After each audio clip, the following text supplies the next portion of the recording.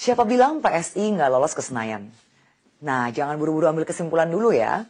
Survei pada awal Februari 2024 yang dilakukan Litbang, sebuah media terkemuka, memperlihatkan elektabilitas PSI mencapai 4,4%. Survei ini nggak pernah dipublikasikan, entah apa alasannya.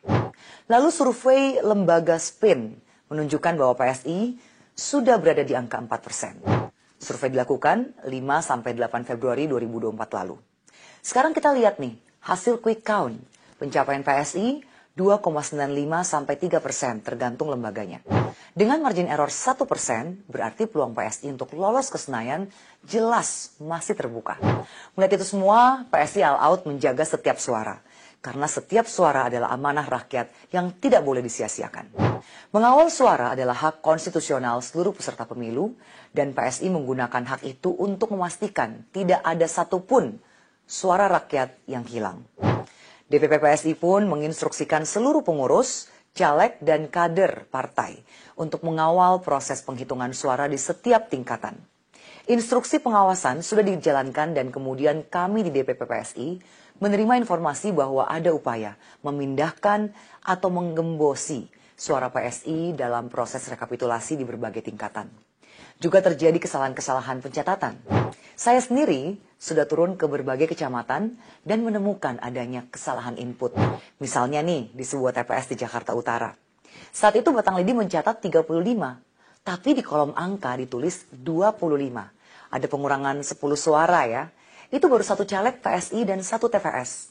Terbayang ya kalau dikalikan 12 ribuan TPS di satu dapil. Contoh lain, di sebuah TPS di Cakung, Jakarta Timur. Dalam kolom Batang Lidi ada 8 suara, tapi saat dicatat hanya 5 suara. Selisih dari kesalahan-kesalahan ini memang terlihat kecil angkanya.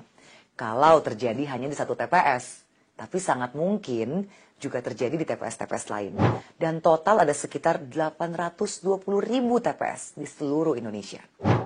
Sis dan Bro, temuan-temuan ini diperoleh sebagai hasil pengawasan yang dilakukan para pengurus, caleg, dan kader PSI. Kalau kami tak mengawal dan mengawasi, mustahil temuan-temuan ini sampai ke DPP.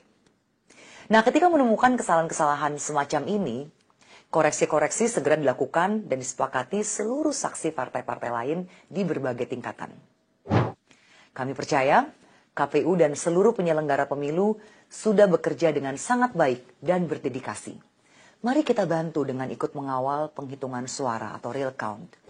Kepada para pihak yang sedang menggiring opini, seolah PSI melakukan kecurangan dalam proses penghitungan suara.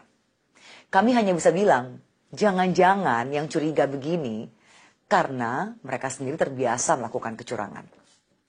Dan kepada pihak-pihak yang menyebar fitnah atau hoax untuk menggiring opini bahwa PSI melakukan pencurian suara, PSI tidak akan segan-segan melakukan langkah-langkah hukum. Salam solidaritas. PSI Partai Jokowi.